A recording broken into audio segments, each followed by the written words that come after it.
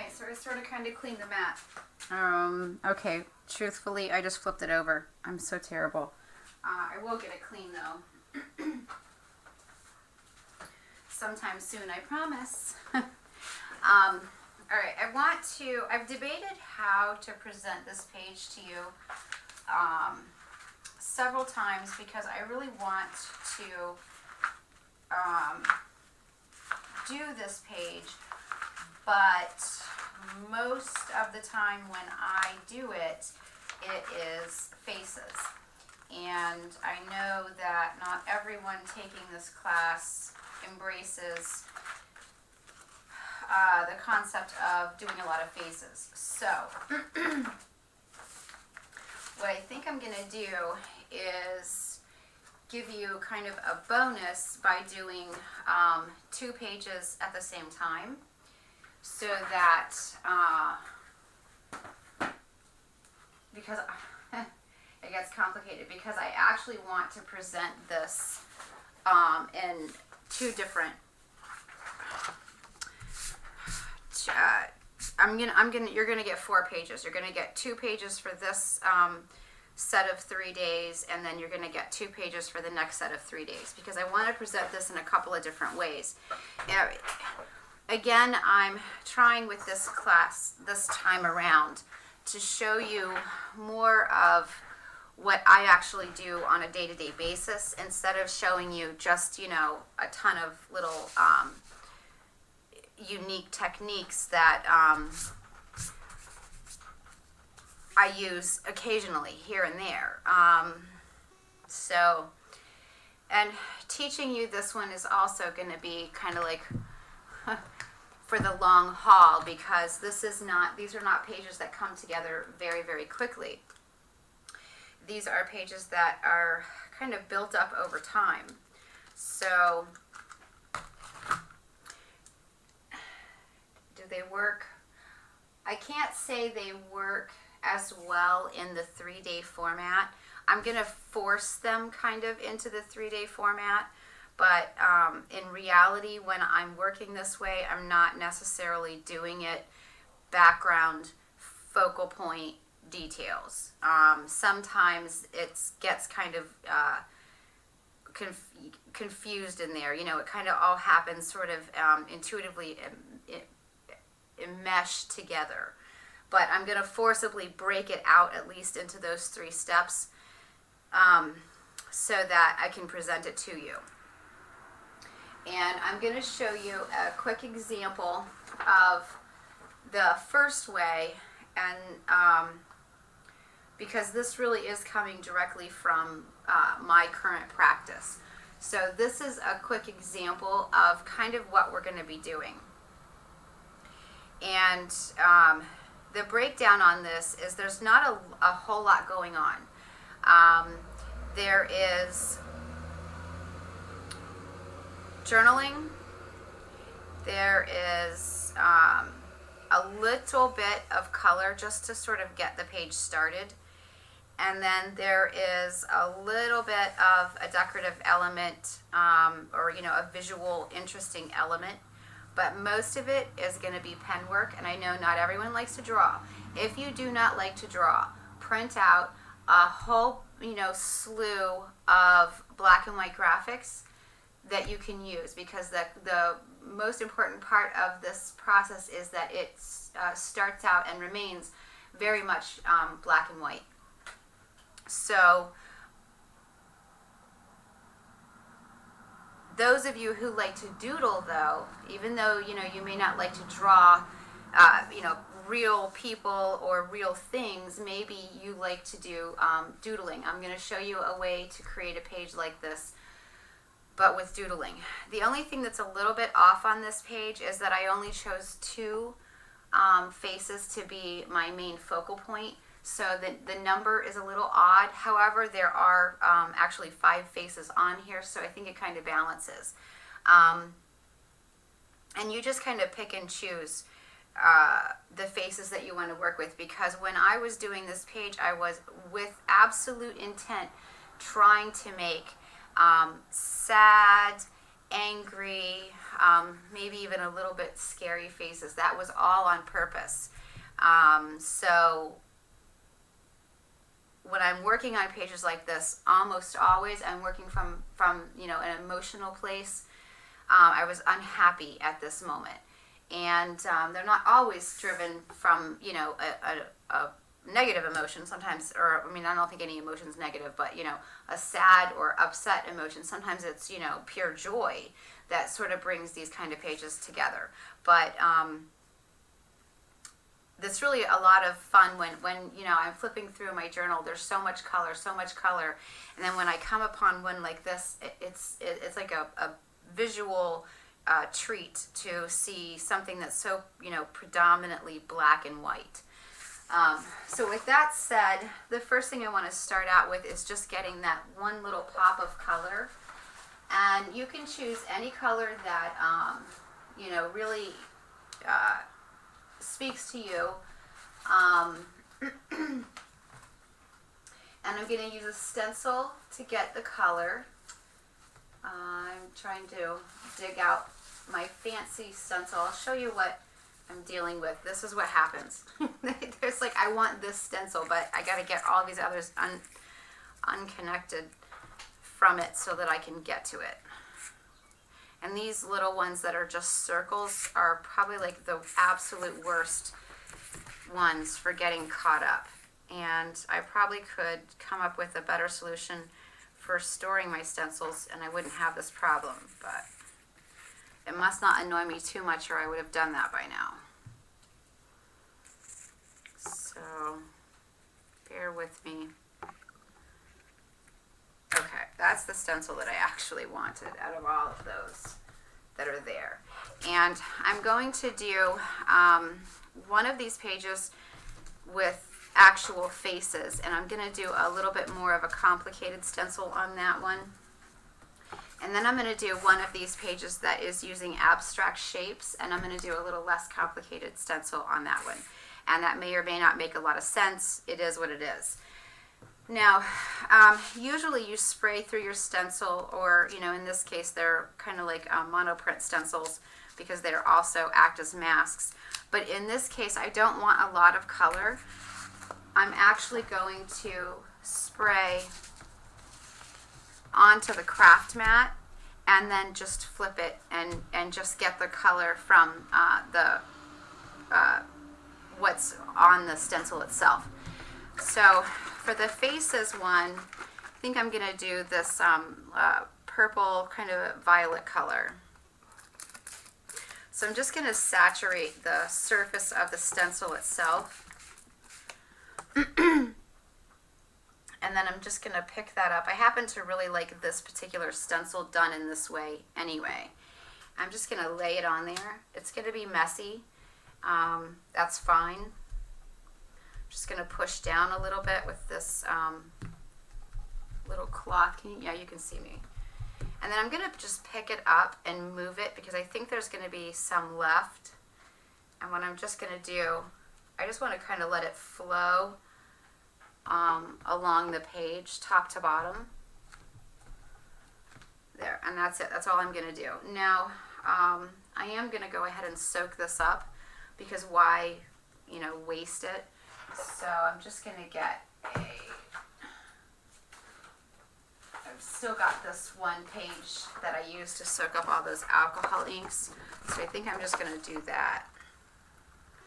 See if I can't soak up all of this ink. Now there is some paint on it and it may not, pull up the ink where the paint is. Oh, it's just kind of made a mess anyway. Alright, so I'm going to wipe the rest of it off. Get my mat cleaned up a bit. So this is going to be the page that we're going to do our faces on. And like I said, you're going to get 2 pages each day for the next 6 days. So I'm going to do that same process again, but I'm going to use a little bit more of a geometric sort of shape. And the reason for that is because I I want to offer you something that's not just faces. So, and I'm kind of wanting to sort of present this for those who kind of like to doodle, especially like if you do any Zentangling or anything like that. That's kind of what you can use this page with. I don't do, I used to, but I don't do a lot of Zentangling myself. I'm not pressing this one down really hard because I don't want a super bold print off of it. So that's kind of neat because I've been using it with markers, so it picked up some marker colors in there. And then try a different page. See if I can pull up this color. Now this page, I can't remember, I think it had varnish, so it's probably not gonna really take the ink. No, not too much. At least not on that side. We'll see about the other side here in just a minute. That side did take up some of the ink, which is nice because then it's not just getting wasted. I'm just going to run the paper just at the edge, kind of grab up the last of that. There we go. So this is how a lot of my pages actually start. It's just cleaning up messes of color and then playing with them. All right, so this is going to be our more abstract page, and this will be our faces page. I'm going to quickly dry these so that we can get started with our pen work. Okay. I'm going to start with the geometric shapes, and I'm going to do that and talk. When I'm doing the faces, I'm not actually going to talk through it because it might take a really long time, and that would make this video extremely long because we're doing 2 pages. So I'm going to speed up the faces part, but I'm going to kind of walk you through the more, organic, random shape sizes. I'm going to try to stick with one shape, with one shape size, with one shape, instead of doing a variety of shapes, because I think that will come across better when you're doing, when we're kind of doing the different doodles for the fill-in around it. We can do things other than that shape if we want to. So I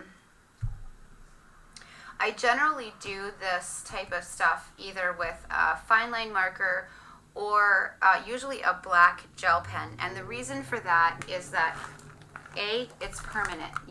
When you're doing this kind of work, you kind of need to embrace whatever comes out without a lot of editing.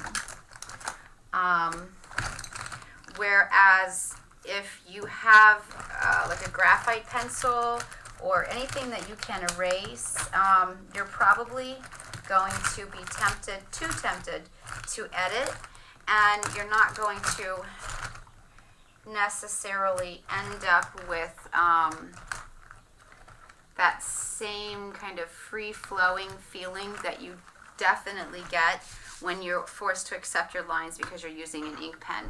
I'm not as prepared as I thought I was because I only seem to have this one black gel pen, and I know that it's partially running out of ink. So I hate to do this to you, but I'm going to have to find a different gel pen, so I'll be right back.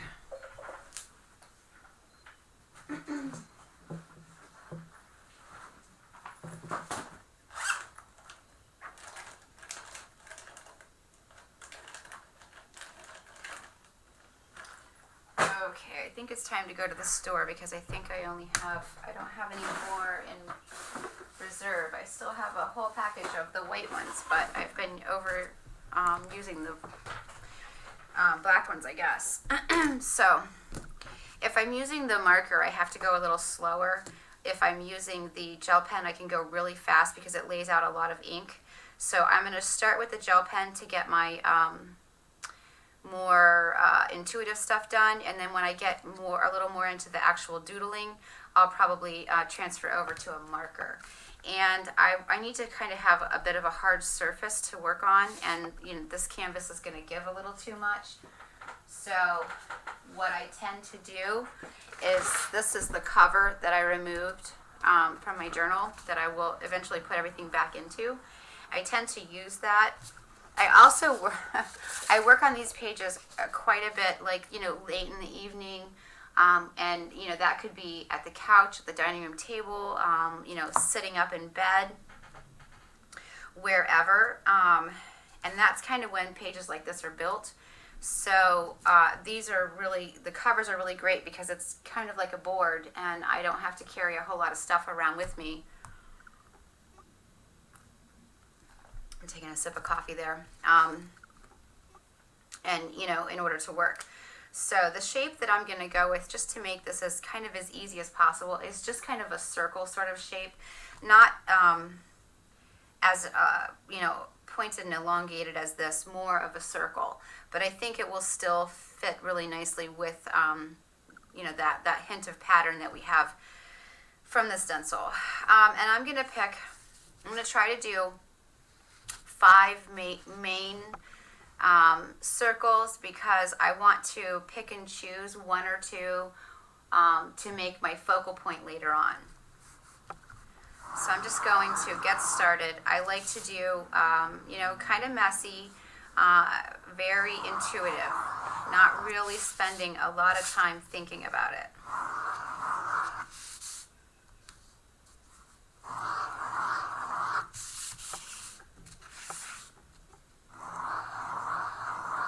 So now I've got my main shapes together, and then now I want to kind of make each one an individual and spend a little time on it. And I think what I'm going to do for this process is go ahead and connect any little lines that aren't connected. So that one wasn't connected, and then this one's not connected. So I'm going to go ahead and connect it. And then I'm going to make another circle, and I'm going to go ahead and carry it out until I have connected it. And I'm going to do that again.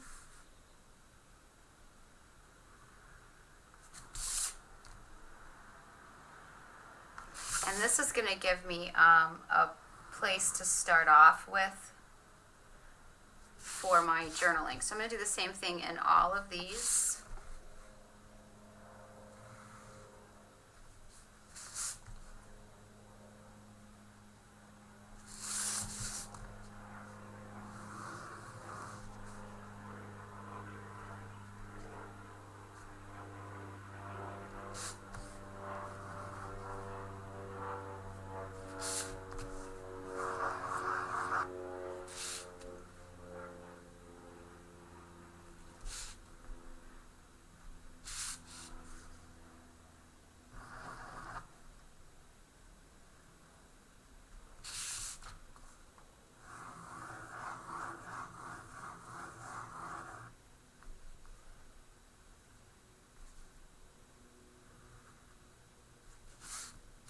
Oops, I caused it to run there a little bit.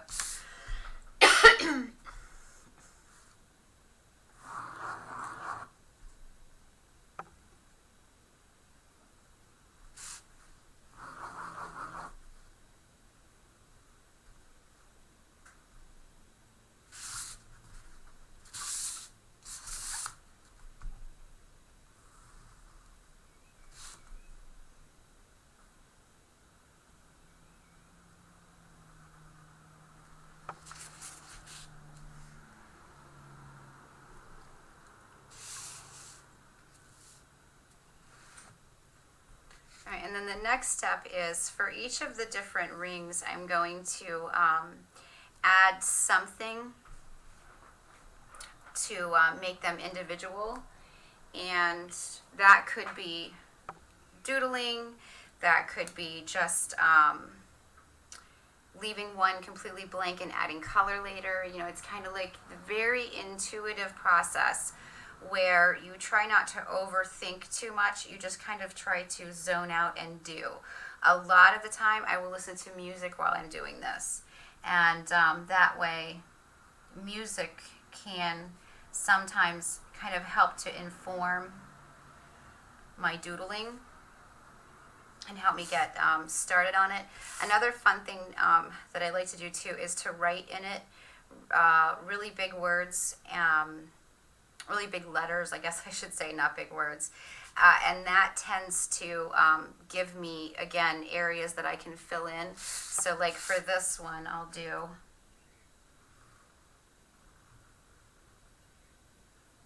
going to just connect the top and the bottom.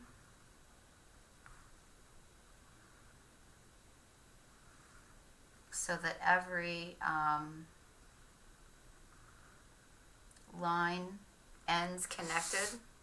So I did love, and then I'm going to do is, whoops.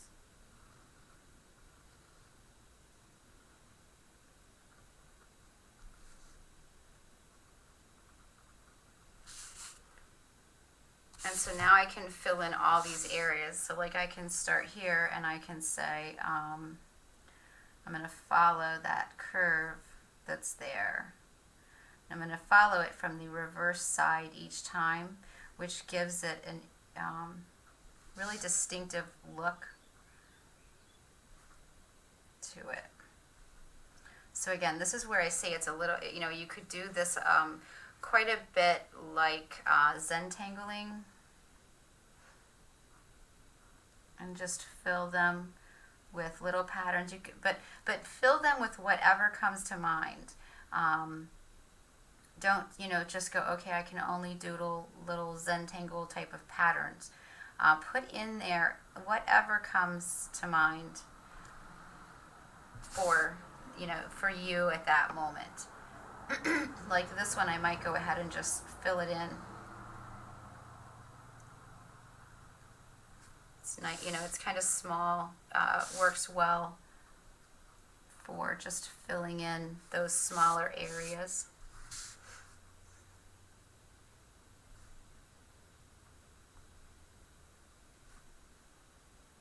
And again, this is like one of those things where when I start doodling, I get kind of quiet. But just, put in here whatever. You don't have to fill in everything. You can use some of them for color. And everything doesn't have to connect on them. I did that with the words, but like here I could just do, something that kind of free flows out into the space that's there.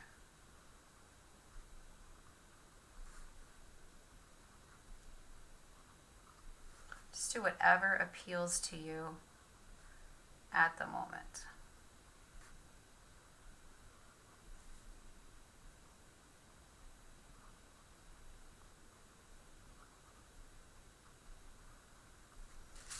And this video is going to be probably, even, with speeding up the faces, this video is probably going to be pretty long.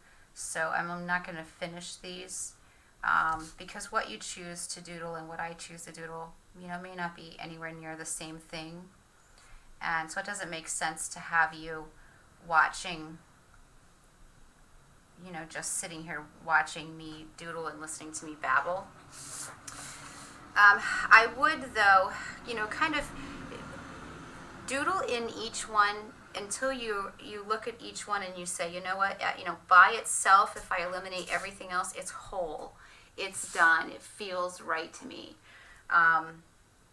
That is kind of how you're going to know that each one is an individual. So the same thing that you would do is, when you draw every face you draw, you're going to finish it out to the extent that it has the character, the emotion, the expression that you want it to have or feel, intuitively like it should have.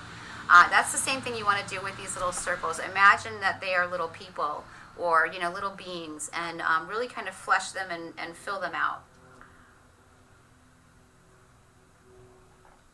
Now, once you've done that, we're still working on background at this point. We've not moved on from background. You want to make some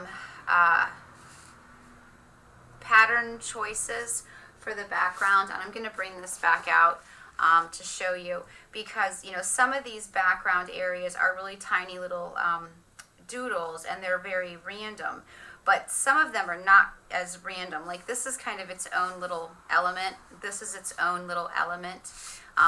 These little dangles that are coming down here, those are their own elements. The pattern that I've kind of filled in, so to speak, are these little smaller things that you can see repeat and flow, and flow around.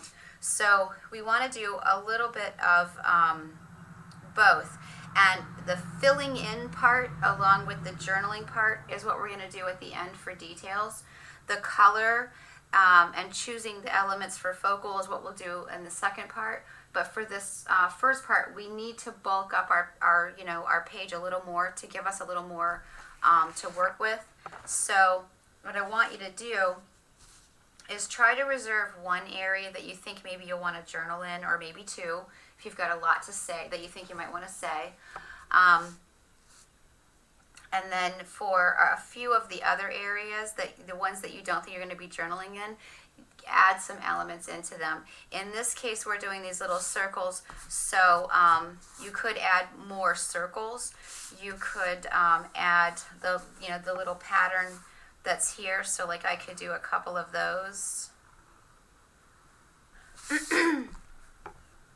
And even, this is not the pen to do this with. If I want to move quick, I have to use my gel pen. So you could even do them connected.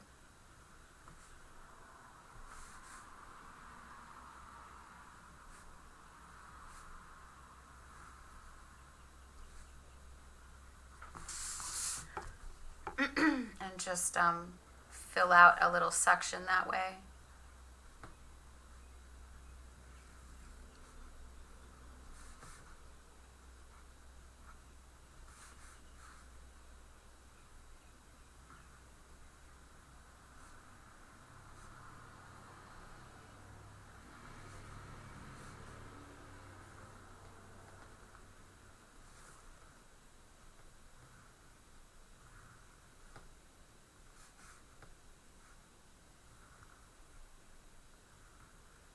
Okay, so maybe this is a section, and maybe I kind of finish it out.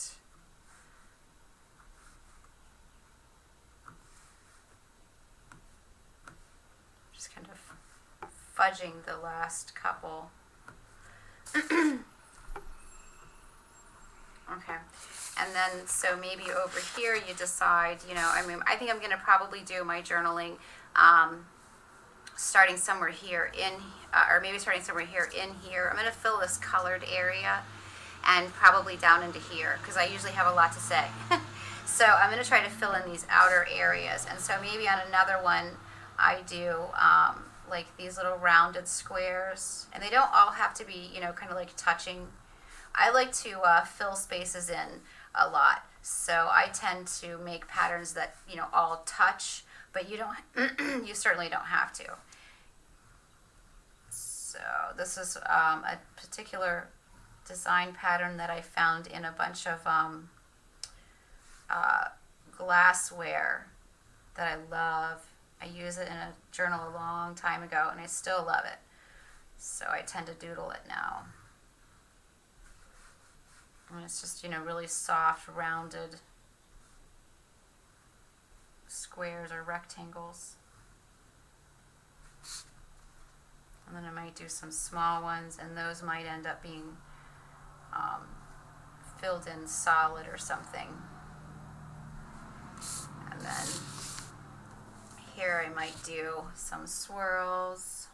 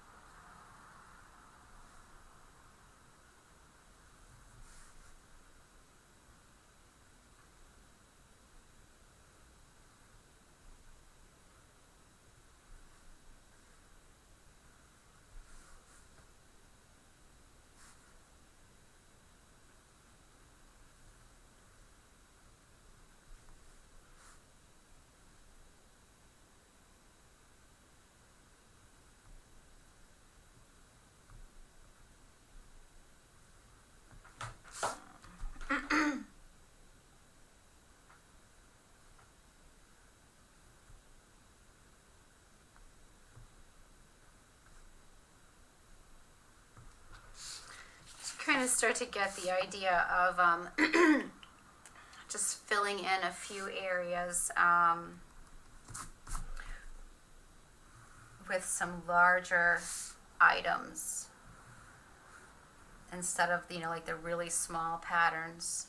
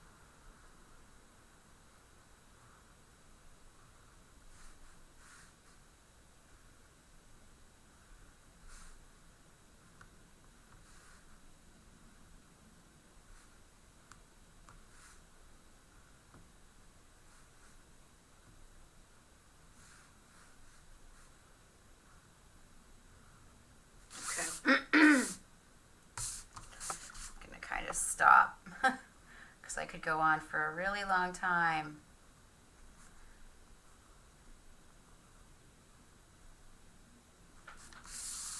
So then I would have, either little tiny doodle patterns here, or I might continue one of these on.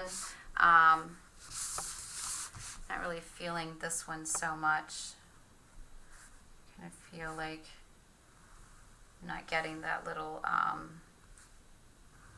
pattern shape down too well. It's bugging me.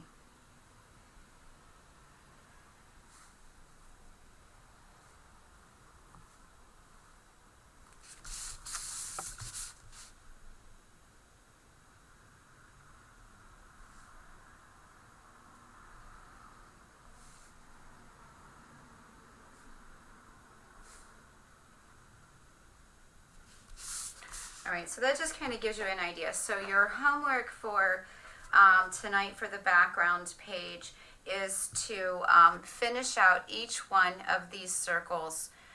Create your 5, and you don't have to use circles. You can do squares, triangles, diamonds, whatever.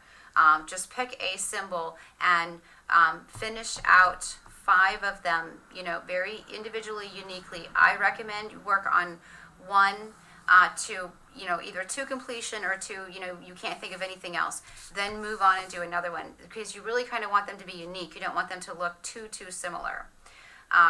So then when we come back tomorrow for the focal point, they will each be done, and probably in the process of developing them, you're going to have a favorite or 2, and that's going to tell you which ones you want to actually spend some time coloring. Another thing is, when we're doing the coloring, we're not going to use paint.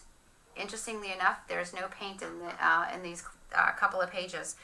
We're going to be using markers. So if you don't have markers, you could also use any type of an artist crayon, like a water-soluble crayon, a water-soluble oil pastel, a regular oil pastel. You can use anything to put your color in. You can even use paint if you want to use paint.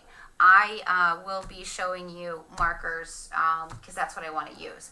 And I'm going to use a combination of both alcohol-based markers, which are permanent and don't move, as well as a more water-based markers. I'm just going to throw all my markers at it because I have a ton of them. And then you also want to be, again, thinking about having no more than 3 items that you can kind of collage that are going to work with it. Now, they can either be, like for instance, for this one, because those are for the detailed day. For this one, I could have done like a purple, a pink, and maybe a yellow one if I wanted to do something with color. In this case, I chose to do black and white. You can also do black and white. You could do, 3 purple ones, whatever you want to do. But you kind of want to have, like here, I really only have 2. But normally, I would recommend that there be 3 elements, and they need to kind of to fit and tuck in somewhere. So kind of keep that in mind. I can assure you that on this one, unless there's something else I really don't like, mine's going to go here because I don't like this particular doodle. But kind of keep in mind that when you're choosing whatever you're going to choose, that you sort of want to have somewhere that you're going to be able to tuck it. But that's for day 3. For tonight's homework, finish your doodles. And also, too, if you're doing faces, you don't have to do this one. Or if you're doing this one, you don't have to do faces. The reason I'm giving you 2 is so that there's plenty of variety for those of you who like one or the other more and would rather do one or the other. But you don't have to make 2 pages. This is considered 1 page as far as the fact that we're doing 30 pages. There's like this is the main page, this is the bonus. Same thing for tomorrow when we do a technique that's similar but greatly different. How fun is that, right? Okay, so I'm also not going to finish this on camera. You'll get to see it tomorrow in the video, and that way you won't have too many preconceived ideas. If you're not sure about patterning, you can go online and go to Google and search in Zentangle patterns. Search, what is the name of the wedding henna tattoos? Research henna tattoo. A great thing for doodling is to research tattoos. What else? Look up tribal art. Different things like that can also give you really good ideas for the types of things that you can doodle, as well as looking at, I'll give you, let's see if I can find one of my books. One of the places that I get a lot of inspiration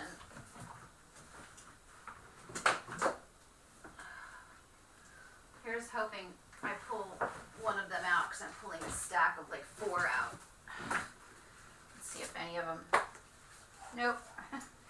Try it again. I have to kind of reach way down in somewhere that I can't really see. I buy a lot of Dover clip art. I love to use it with a lot of my paintings and stuff, and in my journals. And I love the decorative ornaments, and one of the reasons why I love them is because I get a ton of ideas on little doodles.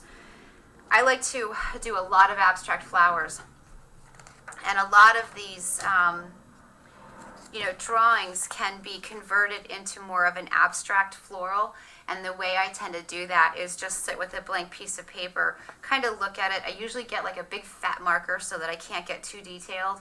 And I kind of look at it, and then I kind of look away, and I kind of try to remember in my head what it looked like, and I kind of doodle. And I do the same thing when it comes to finding little things. Like this would be a fun little thing to learn how to make it as a repetitive pattern that I can doodle. So if you get a chance to buy any of these books, or even just go to Dover's website, I think it's probably dover.com, doverpublications.com. They have, if you sign up for their newsletter, I think they send you a free, I want to say they send you like a free graphic a day or something like that. Anyway, they've got some free graphics that you can find different things. Like here, this is awesome because there's a bunch of little different ideas, that you could then turn into, a repetitive thing that you do in your doodling a lot. So those are just some ideas on where you can get inspiration for your doodling. So I'm going to finish mine tonight. You finish yours. And tomorrow, when we come back, you'll get to see my finished pieces. Now, as far as the faces, again, just like I did with those circles, I don't spend a lot of time with these faces. These are not supposed to be perfect, beautiful faces that I'm then going to turn around later and paint. I'm looking for my magazine. Let me see if I can grab that real quick. I like to collect old fashion magazines. This one is from 1997. I find them often at like yard sales and things like that, but I like to have them because styles change, and what gets presented changes, and like what people wear fashion-wise changes, hairstyles. So I like to have new ones, but I like to have old ones also that I can pick faces out of. And the models change, who's currently popular and showing up in a lot of the magazines isn't who maybe is going to be popular and show up in the magazines, 10 years from now. So I like to have a nice variety that I can choose from. And basically what I will do is flip through kind of quickly and look for a face that interests me. Sometimes that's a pose. Sometimes it's, actually fashion oriented that makes me like it. Oftentimes it's, the way hair is draped. And then I'm just going to play. And I'm not going to try to make her resemble her. I'm not going to try to make her look beautiful and perfect.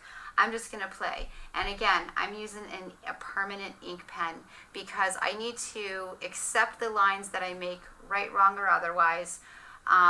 It definitely improves your drawing skills. It improves your way of seeing.